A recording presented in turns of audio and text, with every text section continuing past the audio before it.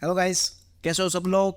स्वागत है आपका 9th लेक्चर में। आप सबको मेरी ओर से जय श्री कृष्णा, जय श्री राम। अपने पीछे के सारे वीडियोस देखे होंगे, आई होप सो। आज हम बात करेंगे एंट्री के बारे में कि हम किस तरह से एंट्री रख सकते हैं। हमारे पास मैंने यहाँ पे डिस्प्ले पे 3 एंट्री ड्रॉ की हुई है। उसमें कौन सी एंट्री कब लेनी है वो मैं आपको आज बताऊंगा। मैंने यहाँ पे अपने स्क्रीन पे 3 एंट्री ड्रॉ की हुई है। पहली टाइप 1, टाइप 2 और टाइप 3। इसमें से कौन सी एंट्री कब लेनी है उसके बारे में हम आज बात करेंगे। पहले फोकस करते हैं टाइप 1 पे। तो यहाँ ध्यान दीजिएगा, यहाँ हमारे पास एक drop base rally strong demand zone है। इसको पहले हम रेट करते हैं। हमने कल रेटिंग सीखा था, याद है ना आपको, कि अपने सेटअप को किस तरह से रेट करना है। ओके, हम एक बार रिवीजन कर लेते हैं आज के दिन। मैं आपको बताता हूँ पहले क्या था कि फ्रेशनेस। यदि हमारा जोन फ्रेश है तो हम उसे 3 पॉइंट देंगे। यदि हमारा जोन 1 टाइम टेस्टेड है तो हम उसे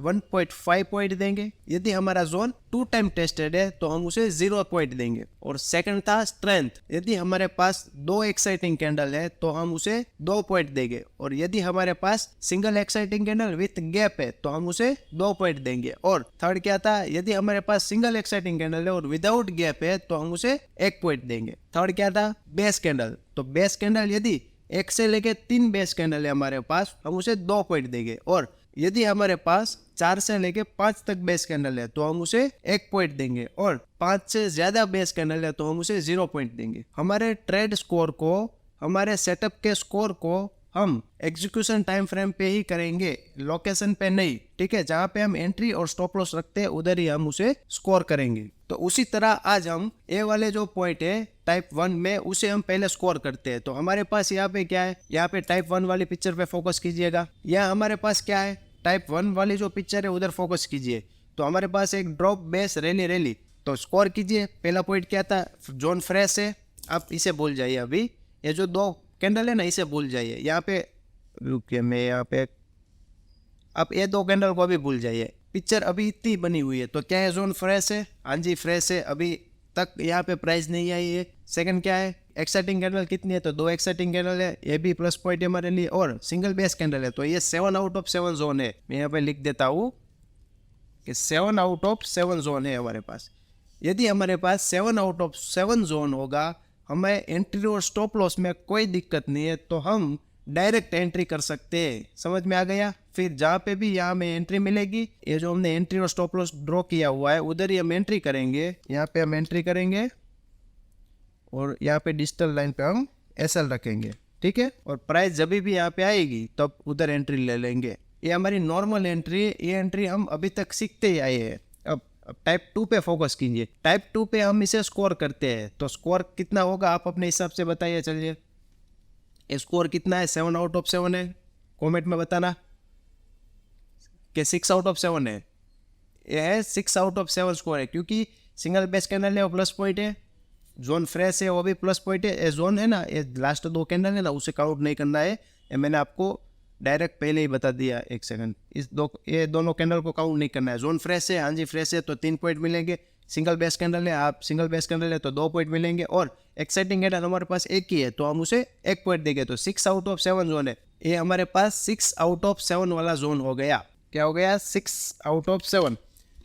तो ऐसी एंट्री पे हमें थोड़ा कॉन्फिडेंस कम रहेगा कि ये स्टॉप लॉस होने के ज़्यादा चांसेस है। तो हम इसमें क्या करेंगे, टाइप 2 एंट्री में जब भी हमें यहाँ पे एंट्री मिलेगी तब ऊपर एंट्री नहीं लेनी है। यहाँ पे प्रोक्सिमल लाइन जो हमने रेगुलर एंट्री रखी है उधर हमें एंट्री नहीं लेनी है। जो कैंडल यहाँ पे एंट्री देगी वो कैंडल उसी दिन जोन के बीच में क्लोजिंग होनी चाहिए। ये हमारी फर्स्ट कंडीशन रहेगी। जिस कैंडल ने भी जोन के अंदर एंट्री दी है उस कैंडल का क्लोजिंग जोन के अंदर ही होना चाहिए। ये फर्स्ट कंडीशन है। सेकंड कंडीशन क्या है कि नेक्स्ट डे मार्केट ओपन हो तब कैंडल जोन के अंदर ही ओपन होनी चाहिए। और मान लीजिए कि नेक्स्ट डे कैंडल ने यहाँ पे ओपनिंग दी है तो हम उधर ही एंट्री रखेंगे। ठीक है, हम यहाँ पे एंट्री रखेंगे और यहाँ पे स्टॉप लॉस रखेंगे। समझ में आ गया। यहाँ पे हम एंट्री रखेंगे और यहाँ पे हम स्टॉप लॉस रखेंगे। समझ में आ गया। हम ऊपर एंट्री नहीं रखेंगे। कहाँ पे, ये वाली एंट्री हम नहीं रखेंगे, ये वाली एंट्री रखेंगे। इसके पीछे रीज़न क्या है, चलिए मैंने आपको बता तो दिया है कि टाइप 2 एंट्री इस तरह से रहती है, लेकिन इसके पीछे कुछ कारण तो होगा। तो उसके पीछे लॉजिक ये है कि जब प्राइस जोन में आई थी तब प्राइस को सेम डे एसएल नहीं होने दिया, इसका मतलब यहाँ पे बायर है अभी, ये साबित होता है। सेकंड क्या होता है कि नेक्स्ट डे जब मार्केट ओपन हुआ तब हमारे इस सेटअप में एसएल नहीं होने दिया, इसका मतलब यहाँ पे बायर है, बायर अभी भी स्ट्रगल कर रहे हैं, तो हम एंट्री यहाँ पे रखेंगे। समझ में आ गया टाइप 2 एंट्री में। अब चलिए टाइप 3 एंट्री पे आते हैं। टाइप 3 एंट्री में क्या करना है, टाइप 3 एंट्री में जब भी प्राइस जोन में आती है तब हमें एंट्री नहीं करनी है। फिर प्राइस यहाँ से ऊपर की ओर जाने लगे, मैं आपको बताता हूँ एक सेकंड, हमें यहाँ पे एंट्री नहीं करनी है। प्राइस यहाँ से जब ऊपर की ओर जाने लगे तब वापस हमारी एंट्री पे आएगी, हम उधर एंट्री करेंगे। इसका मतलब क्या हुआ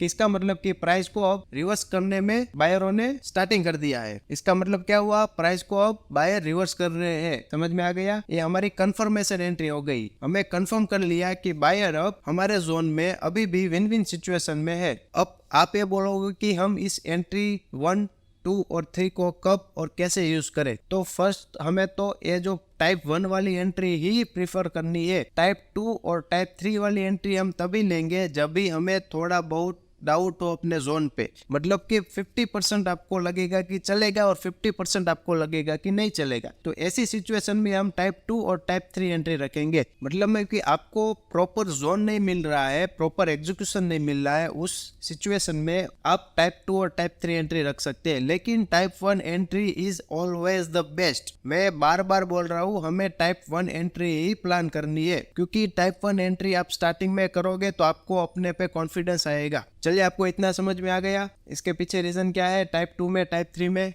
अब हम आते हैं नेक्स्ट स्टेप पे। चलिए, अब हम आते हैं नॉन ऑथेंटिक जोन पे, कि नॉन ऑथेंटिक जोन किसे बोलते हैं, वो हम अपने मार्किंग में किस तरह से इसका यूज कर सकते हैं उसके बारे में हम आज बात करेंगे। पहले फोकस कीजिए इस फर्स्ट वाली पिक्चर पे, एक सेकंड आप इसे भूल जाइए, ठीक है, इसे आप भूल जाइए, ये अभी तक कुछ हुआ ही नहीं है। हमारे पास जोन है ड्रॉप बेस रैली का, ड्रॉप बेस रैली का जोन, इसका मतलब कि यहाँ पे पेंडिंग ऑर्डर हो गए। आप पेंडिंग ऑर्डर पे फोकस कीजिए, non authentic zone, authentic zone आपको उसमें पता चल जाएगा कि यहाँ पे पेंडिंग ऑर्डर है।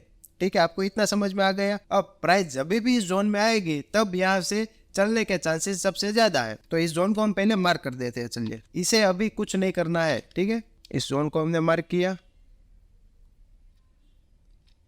अब प्राइस ऊपर से जब नीचे की ओर आएगी तब ए वाले जोन के पेंडिंग ऑर्डर पिक किया यहाँ से और यहाँ से ऊपर की ओर चली गई। इतना समझ में आ गया। अब जब प्राइस ऑर्डर पिक कर रही थी, प्राइस रिवर्स हो रही थी, प्राइस ऊपर की ओर जा रही थी, तब एक और जोन बनाया ड्रॉप बेस रैली। तो इसे मैं अब मार्क कर देते हैं, रुकिए इसका कलर चेंज कर देते हैं। वो एक यहाँ पे एक और जोन क्रिएट हुआ, ये हो गया जोन 2, ठीक है। अब प्राइस जब वापस यहाँ पे आएगी, मैं ड्रॉ करता हूँ, प्राइस जब भी वापस यहाँ पे आएगी तो यहाँ से चलेगी कि यहाँ से एसएल होगा। आपको क्या लगता है, मैं समझाता हूँ। जब यहाँ पे फॉर एग्जांपल यहाँ पे 10,000 स्टॉक के पेंडिंग ऑर्डर थे, समझ में आ गया, उस पेंडिंग ऑर्डर को यहाँ से पिक कर लिया, पिक करके प्राइस ऊपर की ओर गई, यहाँ पे जोन बनाए, लेकिन यहाँ पे पेंडिंग ऑर्डर हो गए नहीं हो गए। क्यों?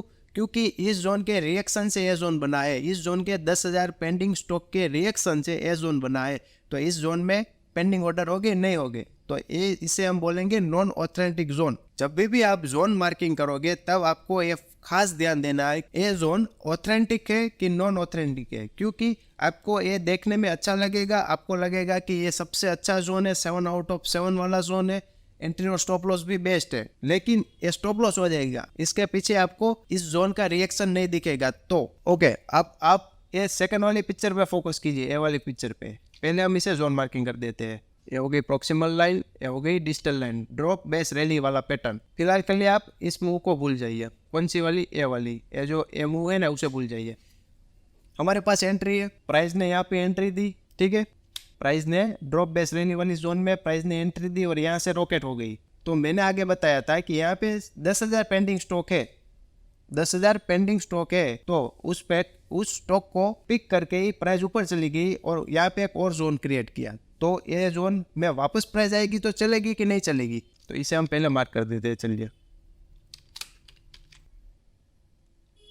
ये हो गई अपनी प्रॉक्सिमल लाइन और ये हो गई अपनी डिजिटल लाइन, ये जोन 1 जोन 2। अब प्राइस जब भी जोन 2 में आएगी तो चलेगी कि नहीं चलेगी? एक सेकंड, प्राइस जब भी जोन 2 में आएगी तो यहाँ से चलेगी कि नहीं चलेगी? यहाँ से ऊपर हो जाएगी या नीचे ऐसे लो हो जाएगा? आप बताइए मुझे। ये प्राइस चलेगी, क्योंकि यहाँ पे सपोज कीजिए कि 10,000 स्टॉक अभी पेंडिंग में है। ये वाले जोन ने वो स्टॉक पिक किए, प्राइस ऊपर की ओर गई, लेकिन यहाँ पे नए बायर ऐड हुए होंगे, वो हमें कैसे पता चलेगा? क्योंकि इस वाले जोन के ऊपर क्लोजिंग दे दिया, इस वाले जोन के ऊपर क्लोजिंग दिया, इसका मतलब यहाँ पे नए बायर ऐड हो गए, न्यू बायर ऐड हुए होंगे, ऐसा हमें पता चलेगा। तो ये वाले जोन भी चलेंगे। यदि हमें यहाँ तक ही क्लोजिंग मिला होता यहाँ तक, तो हम इस जोन को नहीं करते, क्योंकि ये नॉन ऑथेंटिक जोन हो गया। लेकिन हमें इसके ऊपर क्लोजिंग मिला है, तो इसका मतलब है नॉन ऑथेंटिक जोन तो है बट ट्रेडेबल है। समझ में आ गया? Non authentic but tradable. हमें नॉन ऑथेंटिक जोन कभी भी ट्रेड नहीं करना है, हमें non authentic plus tradable zone find करना है। ये वाला टॉपिक समझ में आ गया, नॉन ऑथेंटिक और ऑथेंटिक जोन वाला। अब हम आते हैं चार्ट पे। मैं आपको चार्ट पे बताता हूँ कि किस तरह से हमें देखना है और चार्ट पे किस तरह से दिखता है। ये हमारे पास अशोक लेलैंड का चार्ट है। यहाँ पे हमें एक जोन मिला, drop base rally rally rally. ये पूरी मूव का ओरिजिन ये वाला है, ये सबसे ज़्यादा स्ट्रॉन्ग जोन है क्वार्टरली का। ठीक है, अब हमें क्वार्टरली का ये जोन तो मिल गया, चलिए, लेकिन ये जोन का रिएक्शन यहाँ से आया है, रैली बेस रैली रैली। ठीक है, इस जोन के रिएक्शन की वजह से ये जोन बना है, तो ये नॉन ऑथेंटिक है, इसे हम ट्रेड नहीं कर सकते। तो यदि हमें इसे ट्रेड करना है तो हमें क्या देखना होगा कि इस जोन के क्लोजिंग के ऊपर, यदि इस जोन ने क्लोजिंग दिया है, जोन 1 के क्लोजिंग के ऊपर जोन 2 ने क्लोजिंग दिया है, तो हम इसे कंसिडर कर सकते हैं। तो चलिए देखते हैं, क्लोजिंग दिया है तो हाँ हमें मिल गया, इसके ऊपर ही क्लोजिंग है। तो अब जब भी प्राइस यहाँ पे आएगी तो हम इसे ट्रेड करेंगे, क्योंकि ये वाला zone non authentic but tradable zone है। समझ में आ गया? चलिए अब आते हैं नेक्स्ट स्क्रिप्ट पे। मैं यहाँ पे एक जोन ड्रॉ कर रहा हूँ, ड्रॉप बेस रैली का। ठीक है, ये हो गया अपना जोन ए वाला। अभी ए वाला जो जोन है वो ड्रॉप बेस रैली वाला जोन, वो किसी का रिएक्शन से बना है, ये ऑथेंटिक है कि नॉन ऑथेंटिक है, वो पहले चेक करना होगा। तो एग्जैक्ट हम इसके पीछे देखेंगे कि इसने पीछे वाले कहीं पे भी पेंडिंग स्टॉक को पिक किया है कि नहीं किया है। तो हमें एक नीचे एक और एक जोन मिलता है, ये वाला। ठीक है, आपको इतना समझ में आ गया? अभी रैली बेस रैली रैली ये सबसे अच्छा जोन है। यहाँ के पेंडिंग ऑर्डर थे जो यहाँ पे कहीं पे भी हो गए, वो पिक करके ही प्राइस ऊपर गई है, तो इसका मतलब है नॉन ऑथेंटिक है, इसे हम ट्रेड नहीं कर सकते। यहाँ के ऊपर यदि क्लोजिंग दिया होता है तो हम इसे ट्रेड करते, लेकिन इसने क्लोजिंग यहाँ तक ही दिया है। यदि क्लोजिंग यहाँ तक देता तो हम इसे ट्रेड कर सकते हैं। तो इतना अच्छा जोन होने के बावजूद भी इसे एसएल होने में देर नहीं लगी, ये एसएल हो गया, क्योंकि ये नॉन ऑथेंटिक जोन था। यदि हम इसे वाले जोन को ट्रेड करते हैं तो एसएल होने के सबसे ज़्यादा चांस है। नॉन ऑथेंटिक जोन मतलब कि पीछे वाले जोन के पेंडिंग स्टॉक को पिक करके जो जोन क्रिएट हुआ है उसे हम नॉन ऑथेंटिक जोन बोलेंगे। ऐसे जोन हम फाइंड करना है, क्योंकि ये हमारे लिए एक ट्रैप हो सकता है। समझ में आ गया आपको? आसान टॉपिक था, इतना कोई रॉकेट साइंस नहीं था इसमें आपको कुछ नहीं करना है। आप जब भी जोन मार्किंग करने बैठो तब आपको आपके एंट्री और स्टॉप लॉस के पीछे चेक करना है कि ये किसी जोन का रिएक्शन है कि नहीं है। ठीक है, अब एक स्टेप और ऐड करना है अपने चेक लिस्ट में। अभी कल का जो लेक्चर रहेगा वो सबसे ज़्यादा इम्पोर्टेंट रहेगा, क्योंकि मैं कल बात करूँगा रिस्क मैनेजमेंट के बारे में। आप अपने कैपिटल में कितना % रिस्क रख सकते हो उसके बारे में। ठीक है, तो बस आज के लिए इतना ही था। चलिए मिलते हैं नेक्स्ट वीडियो में। Goodbye, have a nice day.